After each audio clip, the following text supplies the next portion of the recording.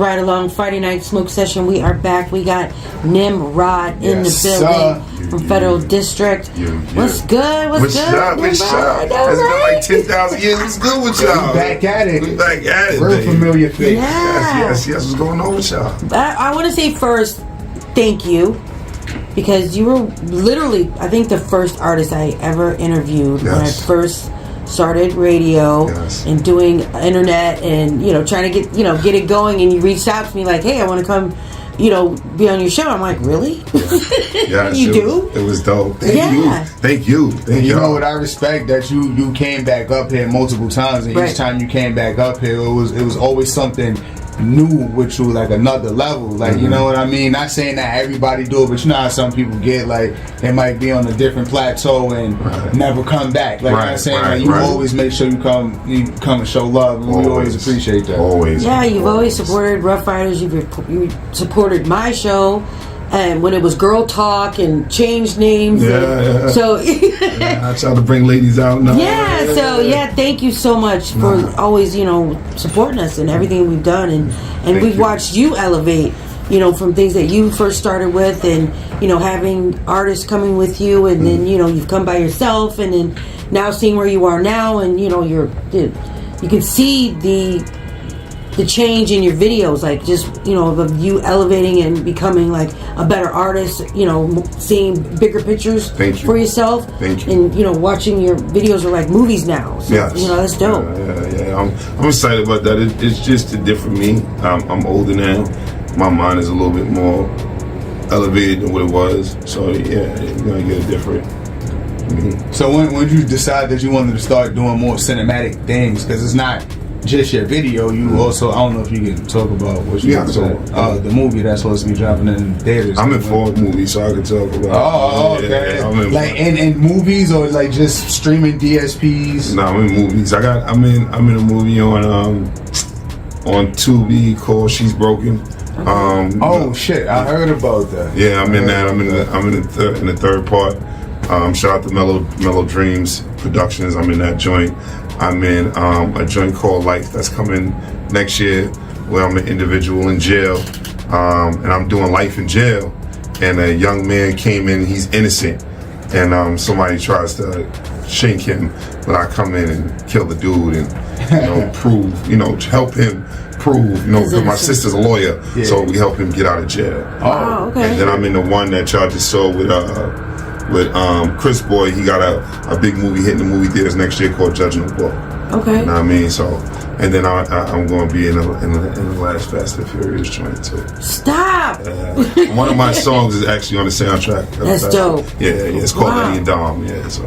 Now, how'd you go from, now you literally have been strictly doing, you know, music. So what transitioned you to start in film? I love movies. I've written 5 movies right now. I have 2 reality shows that I'm about to come out. One is called The MILF Club, and the other one is called Grind of Glory. MILF Club is about older women, financially rich, you know, been through hardship and divorced, and now they looking for love. You know what I'm saying? And the Grind of Glory joint is about artists, like, not the love and hip hop crap that people see, but like the real structure, like, you know, artists getting up, going to work every day, the grind, having to pay for studio time, having to do this, having to do that. That's never talked about. You know what I mean? So I wanted that to bring that out, so it could be talked about. It really needs to be known. A lot of these artists just think they just wake up and they're millionaires. It don't work like that. So you ever have you started to think about just not falling all the way back from rap, but just getting more invested into cinema than what you are in music right now? I'm almost like a full time investment. Yeah, it is for me. I do both. Yeah, you know what I mean. So they both play a part in my life together at the same time. You know what I mean? And, you know, I just not music. I own 6 businesses too. You know what I'm saying? So, you know, everything I'm hands in and hands on with. So. That's fire. Yeah, I give everything 110%. Now let's go back to this MILF Club. Do you play like a love interest? No, I'm just behind the scenes director, putting it all together. I found all the girls, put them all together. Now, how'd you come up with that idea? Like, where'd that come from? I was talking to one lady, Tatiana, and she was involved with some show. I don't know what it was. I forgot the name of it. And the guy was just taking advantage of all the girls. So, you know, we just talked and it just came out. Like, we just throwing ideas around and it just came out. And she had a bunch of girls that, you know, has been through the ringer, has been divorced and been through problems. And a lot of older women go through that. And a lot of older women are single that are successful and looking for love and stuff like that. So it's like, we're going to all put them in one house and just let them have fun for the summer. You know what I mean? And, you know, we're going to get behind the scenes and we're going to take it. Can you speak on how you got a part in the upcoming Fast and Furious? I have a little role, so I can't really talk about that. That's the one thing I can't talk about. My role is about maybe 3 minutes of the movie. That's still big. Yeah, it's big. It's big. Talking? Yes, I'm talking. Right. I'm talking. And you're on camera. Yes, okay, there you go. I'm on camera. I'm directing them to where the problem is. You know what I mean? And I have a little part in there, directing them with them, and then after that, I'm no longer on. Now, did you geek out at any point in time from finding out that you was going to be on it, filming it, and after it? I tried out for the part, and I didn't know I was going to get it, and the time frame that they gave me is like, well, we don't call you by the end and no. Right. So it was like 3 months overdue. And then I wound up getting phone calls like, no, we want you to come down. We want you to do it again just to make sure. And I did the role again. He's like, okay, we want you to come in. They told me right then and there, okay, we want you. Does your character have a name, or are you just like... Sean Smith. Oh, Yeah, okay. yeah. Oh, so you're like a person in the movie. Yeah. Not just somebody like over this way, sir. Like an extra. Yeah. I get in the car and all that and drive. Shut up. Yeah. Oh, wow. That's fun. Like, even with only 3 minutes, that's super ill. Yeah. And you get to be in the car? I get in the car. Yeah, Oh, that's I get in the car. I can see that's gay. I get in the car. That's something to definitely, you know, be super excited about. Yeah. You know, I probably wouldn't be able to hold my composure. You know, that's a long coming franchise, and to actually get a role in it, and that's a big door opener for, like, you know, other roles things. and stuff like that. So I love the movie stuff. You know what I'm saying? Like I said, I write. I like it, man. It's fun. Man. Books soon? I haven't did books yet, but I'm interested. I want to do about my uncle Frank Matthews. I want to put a book together with him, so about him and write it. So. Have you thought about what the synopsis of the book would actually? I know it would be about him, but like the plot and everything. Just his life. Frank Matthews is one of the biggest drug dealers in New York City, and he's never really talked about. You Google him, you check it. So, you know, I just want to, you know, talk about his story. You know what I mean? So, and put it together. I want to do a movie for it too. So, I mean, how do you go about doing that without like incriminating? Well, he's no longer here, so God rest his soul. Yeah, but it's you know, I mean, it's no different than a Frank Lucas movie. It's no different than us. Than if it was such thing as Scarface or a Blanco. You know what I mean? You know, it's things that they already know. You know what I mean? But it's things that, you know, 8 billion people in this world don't know, because, you know, it's like 8 billion, 9 billion people in this world, and they don't. Not everybody knows. You know what I mean? So. But do things like that affect the family at all? No, because it's just a story. It's kind of like hearsay at this point. Yeah, it's stuff that a lot of people already know that transpired. Yeah. You know what I mean? But now we putting it out there for people to really know, because not a lot of people talk about it, but it's an interesting story. So. And a lot of people now are watching more documentaries, docuseries, than just made up sitcoms. Like, people are really interested in behind the scenes, or, you know, people's lives. It's, you know, that's what's streaming more than made up sitcoms. Yeah, the Neo Blanco movie just came out. Or the Blanco, I think it was on Netflix or whatever. I'm maybe saying her name wrong, and it was actually a good. I think it was like 6 episodes or something like that. It was actually good. I never knew much about her, and that's the thing about it. Like, her family, her son, you know, her son that's alive. Oh, Griselda. I'm sorry. Griselda Blanco. Her son, Michael Blanco. Michael Corleone. Michael Corleone. Yeah. Like, just to find out how he got his name is crazy. That she was in love with the what's it called again? The Godfather. The Godfather. Yeah. She was in love with Godfather movies, and she took the name from there. But again, it's just the same thing. We would have never known that. You know what I mean? If the story didn't come out. But that was a good story. I liked it. I watched it like twice. You know what I mean? Just to get a better info on it. So it was dope. Now, what's your relationship between you and Dice? Shout out Dice Place, so he definitely came up here. And Prince Julius. Yeah, shout out to Prince Julius. Yeah, they all came together. We got to come here together so we could do the song. That's how I was leading into. Yeah, that's the boss, man. I'm on Boss Bread, so shout out to Dice. So you know what I mean, that's the boss man right there. Actually, that song that we did kind of brought us together. You know what I'm saying? Like, and then we just kept building since there. So. How did that record come about? Who came to who? Well, I'm pretty sure you went to him with that record. Yeah. How did that really? Me and Cover, shout out to Cover COD. I was like, yo man, I want to do a beat. He makes phenomenal beats. He did beats for so many artists in the business. And how did that go? Did I do the beat first? Oh no, I went to him. I was like, because he works with Dice. I was like, yo man, I want to get Dice on the joint. You know what I'm saying? But I'm not one of these dudes that just go Bogart and be like, bro, I want you on the joint. So he knew Cover. They worked together. I was like, he's like, I'll talk to him for you. And he worked it out and stuff like that. And then we was in the studio making the beat. We did the beat like Cover did it in 5 minutes. And then Prince Julius came in. And while he was doing the hook, I was doing my verse. My verse was done in like 4 to 5 minutes. Prince Julius did the hook in like 2. We laid them down, and then here come Peso, and he did it in 1, 2, 3. So Julius wasn't even supposed to be there originally. I didn't even know what I was gonna do for the hook. Yeah, I had no idea for the hook. Yeah. I just know my verse as I was trying to put it together in my mind. And Prince came in there, and he heard it, and he just started mumbling and putting it together, and then he went right in the booth and laid it down. Yeah, because that whole track is it just sounded like great chemistry. It was. Not everybody came together perfectly. Yeah, like anybody can get in the booth and get on the song with this person, that person, because they could both be nice. Like you know what I'm saying, but sometimes they don't mesh well. Like that specifically right there, like that. Yeah, y'all sound great. Yeah, the chemistry was there. That was the New York feel. Like you know what I'm saying. And you know what's so crazy, like. When you go on YouTube, right? There was at a time where I would type in New York music. You could guess what would pop up. 50 and everybody in New York. Now, when you type in New York music, bunch of drill rappers, right? And I'm like, oh man. And it's like, I got nothing against drill, but it's just like, damn, like, what about the people that actually want to hear what New York sound like? And then there's drill, like, you know what I'm saying? But that's how I was saying earlier, how you just keep things alive, like nobody's doing cinematic stuff in their videos anymore. They're just grabbing the camera and doing this, keeping the New York sound alive. Like it's fire. Thank you, I appreciate it. That's what I grew up on, so I feel like I could never change and do that. It's not in me to do that. I like what I like. You know what I mean? I don't even really listen to rap no more, man. I listen to R&B music, all R&B. You know what I'm saying? Mary J. You can hear that soulful sound. Yeah, my new album. Even by the beat you're picking. Exactly. Yeah, you can hear it. Yeah. If I can't see a movie or a video with the beat that I'm listening to, I'm not doing it. Yeah. You know what I mean? So it means a lot. You know what I mean? We're hearing that a lot. New artists, not even new artists, just artists. Period.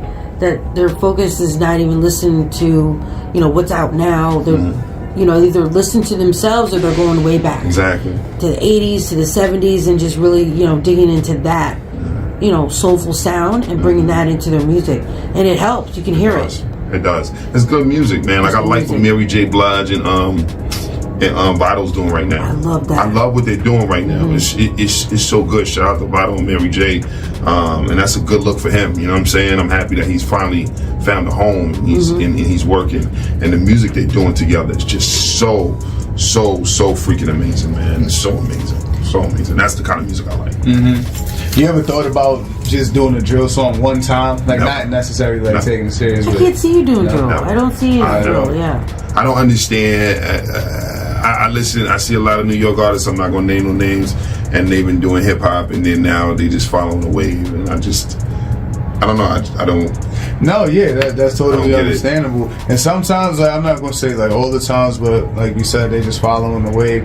It was probably drowning, and they needed a way to stay afloat. Like you know what I mean? Not everybody know how to stand 10 toes and still get a point across and make fire content that still make people listen. So they have to conform what these. Kiss did it. Kiss is one of the only ones that didn't do that and stayed. Besides the Locks themselves. But Kiss did it, and he just kept making good music. You know? And even with now, like when Kiss is on anything, which is like almost kind of rare, but when he drops stuff, you know, in the recent years, it's like the world stops for a second. It's just for like, him. Yeah, Just for him. It's back. It's back. Like, you know. And that's dope to have that kind of impact on the industry. You know what I mean? So, you know, to those, tip my hat to the Locks. That's dope. I mean, I think we need to take it back to classic hip hop because, you know, now it's like what you're listening to it's garbage. It is garbage. You know, because we get a lot of music that it is garbage. Because we get a lot of artists in music, and you know, it's like everybody wants to be an artist, and the music that we're getting it's bad. It is bad. It's so bad. And that's what the conversation that we was having yesterday. It's like, yo, a lot of these people straight up suck. Like, y'all making music really bad. It's not that serious. You don't have It's to the make same beat with the different artists. That's exactly what it is. Same content. The same beat with the different artists. almost the same name. It's just like, oh my god, this is horrible. Yeah, it's the same. It's the same beat with the different artists. It's just. Now I can see you doing like the Mary J. Blige, Vado type of song. I want to join with them. Yeah. Is there anybody like female wise? I know you work with, you know, you are always managing artists and up and coming female artists. Is there anybody that you want to work with that on that level like that? That you could do a song like? That's named or known? I mean, either way, you know, somebody that you're working with. I have a few artists that I'm working with now. I'm just starting Federal again. Okay. Yeah, so now I got my situation with Boss Bread, and I'm expanding. I'm thinking about, you know, I'm pushing a couple artists. I got Molly, and I got Shamoni right now, and I got 2 other artists that I'm looking to pick it up. It's my thing with artists now is you got to be around me for a while before I even think about putting you on. I put a lot of artists on just cause, and I got bit at the end. You know what I mean? Yeah. Just because I'm trying to be friendly. You know what I'm saying? And I won't do it anymore. Like, you got to be around me for a while before you can even put Federal on your last name. You know what I mean? Sure. So, you know, Molly is one that I'm pushing right now. Shy is one that I'm pushing right now. They was on my album that I just dropped. So, yeah, you know, it's going to be nice. 2025 is going to be very nice. So you're already in 2025. Yeah. I was about to say, this year could be really nice. I'm already out. I just dropped my album February 14th, Educated Thug Music Volume 2. Okay. The Voice of God, and that's doing amazing. And now I got 3 other albums that I'm doing. Me and my brother Spotlight Breeze, I believe he was up here. Yes. Shout out to Spotlight. We need to have a pit party. Yeah, everybody need to come back. Yeah. Everybody need to come back. We just all hang out, do a big cipher. Yeah, so I'm going to be doing an album with him called Ghetto Babies. Oh, I like that. Yeah, that's going to be hard. Yeah, he's dope. Yeah, he's dope. We're going to be trying to push that for the summer. Then shout out to Queen Jules. I'm going to be doing an album. I remember her. Yeah, she's dope. She's been here before. I think you brought her up here before. No, I didn't bring her. But I've heard you mention her name before. Yeah. She, we're going to be doing an album on Wu-Tang Management. It's going to be called King and Queen. Okay. And then my next album coming, Enigma, is going to be, so I'm ahead of myself. I'm already in that shit. That's dope. You got a lot going on. Yeah. And not the Fast and Furious movie, but the other movie that you was talking about. Is that dropping this year too? Next year. Oh, next year. Yeah, I got 2 movies next year. Yeah. Fast and Furious will be towards the end of next year. Okay. Yeah, so 2024 is just like that straight narrow path because it's already there. Shit. If you wanted to, you could just really chill out for the rest of this year. But hard work. I'm in the studio constantly. Yeah. I'm gonna be working with Cover for my next album, Enigma. And with the Ghetto Babies, I'm gonna be working with Cover too. So yeah, we got a lot of stuff doing. Man. How many records on both Enigma and Ghetto Babies? How many songs on there? You mean? Right now I'm looking at maybe 11 songs on Ghetto Babies. Me and Spotlight still putting it together. We're gonna chop it up some more, and then for Enigma it's probably gonna be like 12, 13. You got any features on Enigma? I have features that I didn't put out yet, but I don't want to talk about them. hate when people do that. They were like, well, who could it be? Who wants to get it? Yeah, one of them I can say Rick Ross. That's shit. Yeah. Wow. Oh yeah, you got a record with Ross, right? Yeah, hell yeah. What's that like? How does that come about? Like you're just working with Rick Ross? Like I got a song with Rick Ross. I paid for it, and the song was flew out. You know, you wasn't there to do it. Either which way. Yeah, but listen, you get to the gold, you got to it. It don't matter. That was old. Remember, it was from before, so I had it for a while. Okay, right. Because a lot of people, what they do now, like.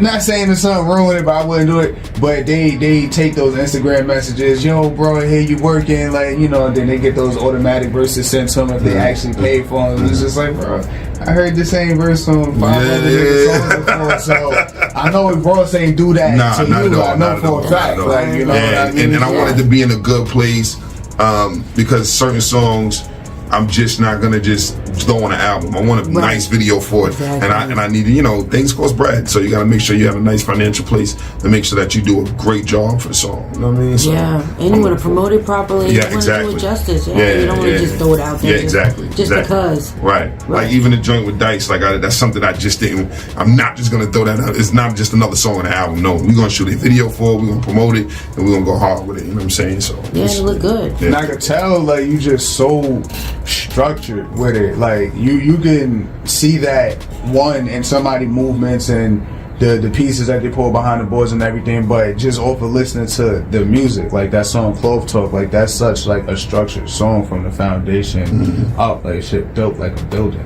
Right. Yeah, I love that song. Man. Yeah, I do love that song. I love that song. That's one of my favorites. Talk your shit. You know what I mean? So yeah, man. Yeah, we'll definitely play it. We'll put it in our rotation for real. I'm gonna definitely put it in rotation when I leave from here because I need some new music to listen to. Thank you. Yeah, and for those that go get that album, man, Educated Thug Music Volume 2, The Voice of God is out right now, man, and it's doing very well, streaming on all major platforms. Man. So we covered 2024. You already got stuff ready for 2025, already to the end of 2025. So 2026. Touring. Just touring. That's already set up, locked in? It's not locked in yet, but it's going to be overseas. I'm not doing nothing overseas. They love hip hop overseas. Yeah, they do. I think they like it more than we probably like it. Yeah, so that's what I'm gonna be trying to set up with management. We talking about it now, but definitely overseas. I mean, I'm gonna do some touring here. Maybe a month or two, but overseas, I'm trying to do the whole year. You know what I mean? That's why I'm getting all this music done, so I can just be out there, man. I got a nice following. Over there, dope too. Yeah, I got a nice following in Tokyo, in Australia, in Russia. So those are the spots I'm definitely looking to hit. Okay, be out there for at least half of the year. That's hard. Yeah, that's hard. You might see us out there. Come on down. Come on. I tell artists, man, you got to get out of your surroundings, man. Like you have to. Yeah, you got to get out of New York. Yeah, get out of New York. You are a New York artist. Get out of New York. Go to Atlanta. Go to the West Coast. Get out. Like I just came from Vegas. I did my album release party in Vegas. You know what I mean? Oh, that's dope. Yeah, okay. and it was just amazing. You know what I'm saying? Nothing but love. When I go to Atlanta, I get nothing but love. Miami, I always get love. You got to get out of New York and just feel like people just stuck here. You know what I'm saying? Go overseas, even if you don't have a show lined up.